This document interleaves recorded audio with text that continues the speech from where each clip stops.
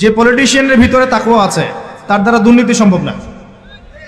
যে প্রশাসনের কর্মকর্তার ভিতরে তাকওয়া আছে সে ঘুষ নিতে পারবে না, দুর্নীতি করতে পারবে না। যে আলেমের ভিতরে তাকওয়া আছে সে দিনকে দুনিয়ার বিনিময়ে বিক্রি করবে না। যে ডক্টরের ভিতরে তাকওয়া আছে সে ডাক্তার হবে, কসাই হবে না। যে ইঞ্জিনিয়ারের ভিতরে তাকওয়া আছে সে দেখবেন সত্যিকারের প্রকৌশলী হবে, সে কিন্তু চোর হবে না। ভিতরটা চেঞ্জ করতে হবে, ভিতরটা, এর নাম তাকওয়া। ভিতরটা চেঞ্জ করবে একটা জিনিস, আল্লাহর ওহী, কোরআন এবং সুন্নাহ, ইসলাম। এটা আপনার ভিতরকে পরিবর্তন করবে। আর আমরা অনেক বড় বড় কথা বলি অনেক সময়, কিন্তু মূল কাজটা হচ্ছে ভিতরটা পরিবর্তন করা।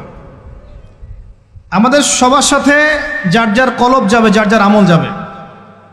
আল্লাহ পাক আমাকে কলার চেপে ধরে বলবেন না যে বাংলাদেশে ইসলামী খেলাফত কায়েম করে আসো নাই কেন, এটা আল্লাহ পাক আমাকে বলবেন না।